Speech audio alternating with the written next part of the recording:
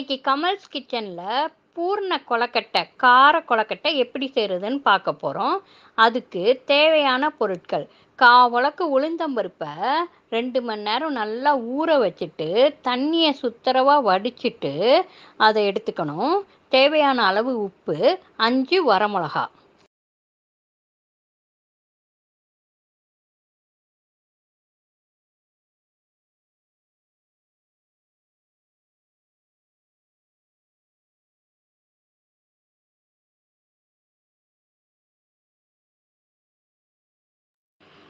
தண்ணி வடித்த உளுந்த பருப்போட இந்த மிளகாயும் உப்பையும் சேர்த்து பெருன்னு நம்ம மிக்சியில் அரைச்சி எடுத்துக்க போகிறோம். இப்போ மிக்சியில் இந்த மாதிரி பெருன்னு அரைச்சி எடுத்தாச்சு. இப்போ இதை இட்லி சட்டியில் வச்சு ஆவியில் 10 நிமிஷம் வேக வச்சு எடுத்துக்க போகிறோம்.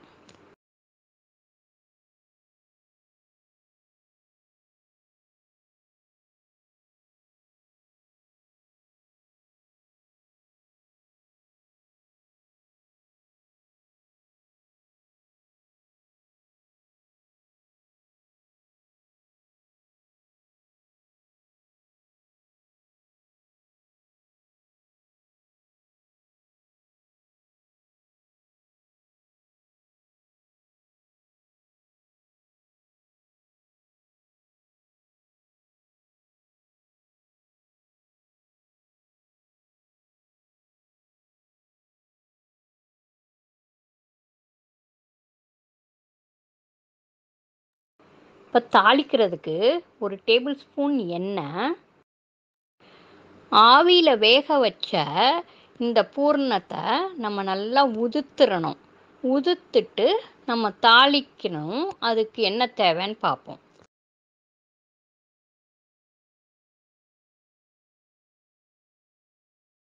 1 டேபிள் ஸ்பூன் தேங்காய் பூ, கொஞ்சோண்டு பெருங்காயம், 1/2 ஸ்பூன் கடுகு,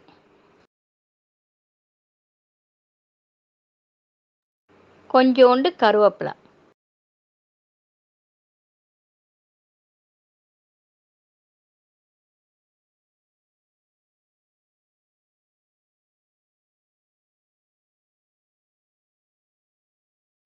இப்போ ஒரு இருச்சட்டி எடுத்து எண்ணெயை ஊற்றுங்க. எண்ணெய் காயட்டும். இப்போ எண்ணெய் காஞ்சிருச்சு. இப்போ கடுகு ஆட் பண்ணிடுங்க. இப்போ பெருங்காயத்தையும் போட்டுருங்க.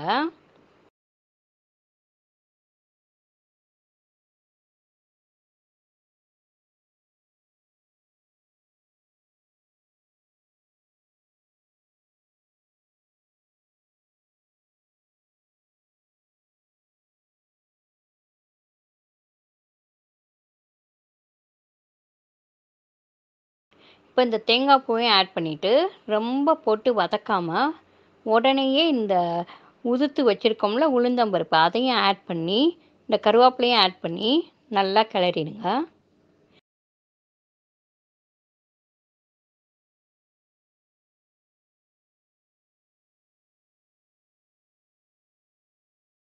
இப்போ சூப்பரான பூர்ணம் ரெடி ஆயிடுச்சு.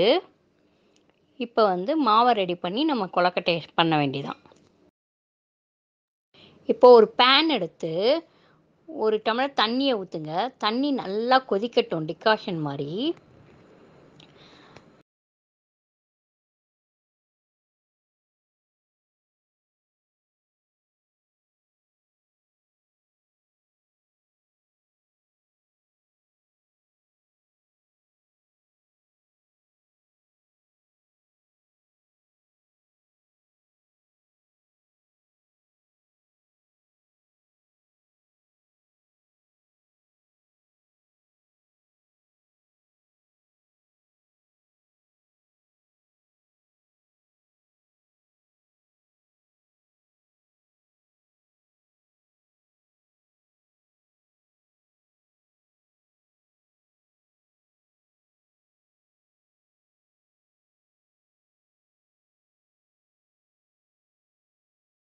தண்ணி கொதிச்சோன்னே இப்போ ஜீனியை ஆட் பண்ணிடுங்க. 1/2 ஸ்பூன் ஜீனி, தேவையான அளவு உப்பு அதை ஆட் பண்ணிவிட்டு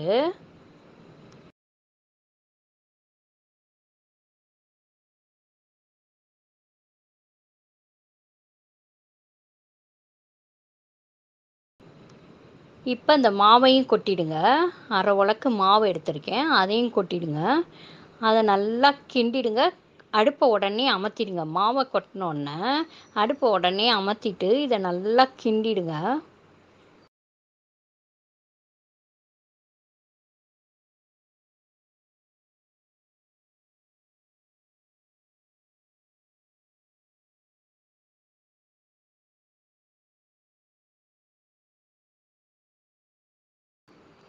இது இப்போ நல்லா ஆற விட்டி நம்ம வந்து நெய்யை தொட்டு நல்லா அதை உருட்டி அப்புறம் ஒரு கிண்ணம் மாதிரி ஷேப் பண்ணி அதில் இந்த பூர்ணத்தை வச்சு சீல் பண்ணி ஆவியில் வேக வச்சு கொழுக்கட்டையாக ரெடி பண்ண போகிறோம்.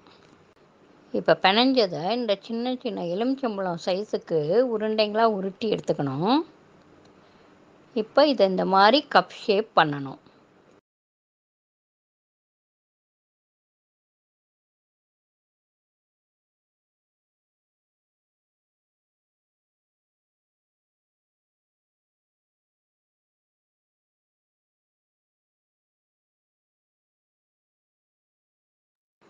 இப்போ இந்த கப்பில் பூர்ணத்தை வச்சு சீல் பண்ணிடணும். சீல் பண்ணதுக்கப்புறம் இதை மடித்து விட்டுக்கிட்டே வந்தால் அழகான ஒரு சங்கிலி மாதிரி நமக்கு கிடைக்கும். இது ஒரு டைப்பு. இன்னொரு எலுமிச்சம்பழம் அளவு உருண்டையை எடுத்து இந்த மாதிரி தட்டி விட்டுக்கிட்டே வந்தால் அழகான கப்பு கிடச்சிரும். திருப்பி இதுலேயும் நடுவில் பூர்ணத்தை வச்சு எல்லாத்தையும் ஒன்று சேர்த்தா ஒரு கத்திரிக்காய் ஷேப் கிடைக்கும். இது ஒரு டைப்பு. இது எல்லாத்தையும் ரெடி பண்ணிவிட்டு நம்ம இதை ஆவியில் வேக வச்சு எடுக்க போகிறோம்.